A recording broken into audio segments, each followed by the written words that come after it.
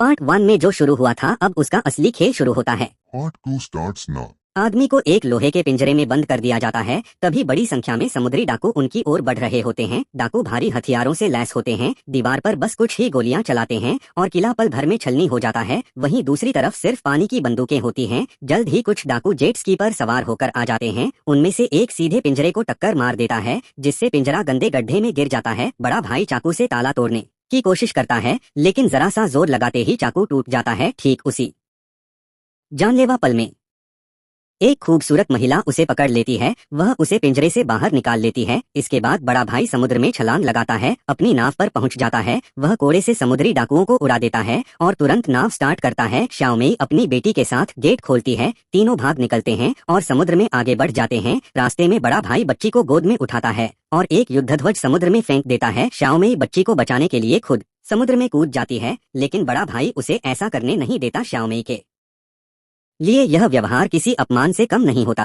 तभी आसमान में एक विमान दिखाई देता है। वह समुद्री डाकू कप्तान का होता है। वे नाव पर मौजूद बच्ची को पकड़ना चाहते हैं क्योंकि उसकी पीठ पर एक टैटू होता है। उस टैटू पर नए महाद्वीप के निर्देशांक बने होते हैं। डाकू गैटलिंग गन से उन पर गोलियां बरसाने लगते हैं। सभी छिप जाते हैं। श्याओमेई एक तीर चलाती है जो विमान को भेद देता है। एक डाकू वहीं ढेर हो जाता है। कुछ दिनों बाद उन्हें एक सप्लाई स्टेशन दिखाई देता, पर कहानी यही खत्म नहीं होती। आदमी जैसे ही एक सुपर पावर वाली गोली निकलता है, पलक झपकते ही पूरे शरीर से सफेद धुआं निकलने लगता है। वह आग का इंसान बन जाता है। यह देख दाशियोंग फौरन एक शॉटगन निकालता है और उस पर गोली चला देता है। दोनों में जबरदस्त हाथापाई शुरू हो जाती है। आमने सामने की लड़ाई में दाशियोंग आग वाले आदमी का मुकाबला नहीं कर पाता। तभी वह आग वाले आदमी को बाथरूम तक खींच लाता है और झट से नल खोल देता है। जैसे ही आग वाला आदमी पास आता है, वह भीगी जैकेट उसके सिर पर डाल देता है और उसे पानी में दबा देता है। दाशियोंग कोई साधारण सौदागर नहीं है।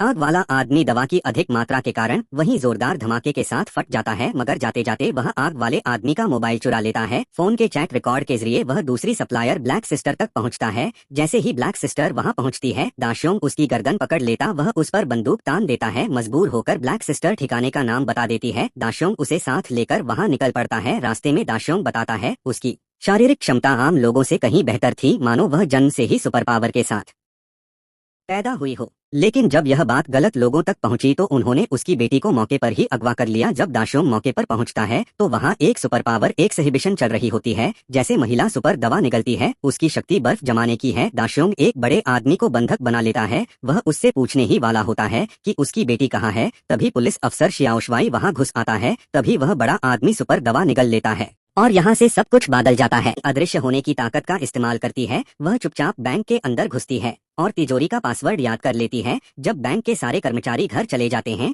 तब वह तिजोरी खोलकर उसके अंदर का सारा पैसा बैग में भर लेती है। वह पैसों से भरा बैग उठाकर खिड़की से नीचे फेंक देती है। जब वह एक आदमी को तिजोरी खोलते हुए देख रही होती है, तभी उसकी अदृश्य होने की शक्ति धीरे धीरे खत्म होने लगती है। बाहर से देखने वाला एक बुजुर्ग आदमी बैंक की कोई खास सुविधा समझ लेता है। गनीमत रहती है कि परिवार वाले समय पर पहुंच जाते हैं। बैंक के पास पहुंचते ही छोटी मेई की अदृश्य शक्ति फिर से लौट आती है। अब वे जोर जबरदस्ती का रास्ता अपनाने का फैसला करते हैं। रात को वे फिर से बैंक पहुंचते हैं। माँ लोहे की जंजीर लेकर हवा में उड़ती है और बैंक की खिड़की को जकड़ लेती है। जंजीर का दूसरा सिरा ताकतवर बहन को दे दिया जाता है। वह हल्का सा खींचती है और पूरी खिड़की उखड़ जाती है। फिर वे रास्ता रोकने के लिए एक ट्रक लाकर खड़ा कर देते हैं। यह सब होते ही पिता एक झटके में बैंक के अंदर पहुंच जाते हैं। इसके बाद माँ ताकतवर बेटी को गोद में लेकर सीधे तिजोरी में उड़ जाती है। ताकतवर लड़की एक ही लात में स्टल का दरवाजा तोड़ देती है। तिजोरी को दूसरी मंजिल से नीचे फेंक देते हैं। अचानक पुलिस वहां पहुंच जाती है। छोटा भाई जल्दी से कुत्तों को बुला लेता है जो पुलिस को गाड़ी से उतरने नहीं देते। तभी बुजुर्ग आदमी मुट्ठी भर नोट हवा में उछाल देता है, जिससे लोग पैसे लूटने में लग जाते हैं और वे आराम से भाग निकलते हैं। लेकिन एक दिन उसे पता चलता है कि उसके परिवार को पुलिस ने गिरफ्तार कर लिया है। उन्हें छुड़ाने के लिए वह फिर से बैंक की ओर निकल पड़ता है।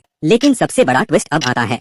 आदमी देखता है कि अचानक समय रुक गया है और वह खुद तेजी से नीचे धंस रहा है। लेकिन जब उसकी दोबारा आंख खुलती है तो वह आदिम युग में पहुंच चुका होता है। एक बूढ़ा आदमी तो उसे देवता का अवतार समझ लेता है। सभी लोग उससे कोई करिश्मा दिखाने को कहते हैं। लोग उसे धमकी तक दे देते हैं। उसके पास कोई और रास्ता नहीं बचता तो वह मजबूरी में छलांग लगा देता है। वह 5 मीटर ऊंचे पेड़ से कूदता है और मुंह में मिट्टी भर लेता है। लेकिन लोग उसकी लैंडिंग देखकर खुश हो जाते हैं। वे तुरंत एक नीला जंगली फल तोड़ते हैं और उसके मुंह में डाल देते हैं, क्योंकि वही फल खाने के बाद वह जंगली लोगों की भाषा समझ सकता है। इसके बाद वे उसे मंच पर चढ़ाकर नारा लगवाते हैं, वह उनका नेतृत्व करे और नरभक्षी सुअरों को भगा दे। मजबूर होकर वह खुद को उद्धारकर्ता मान लेता है। वह कमरे में बैठकर दुश्मन से निपटने की योजना सोचता है, लेकिन जैसे ही वह एक बड़ा तरबूज उठाता है, वह फिर से आधुनिक दुनिया में लौट आता है। खुद के लिए फिर दोबारा आदिम युग में पहुंच जाता है। वह आदिवासियों के बड़े दल को लेकर नई जगह की ओर कूच करता है। रास्ते में अचानक नरभक्षी से सामना हो जाता है।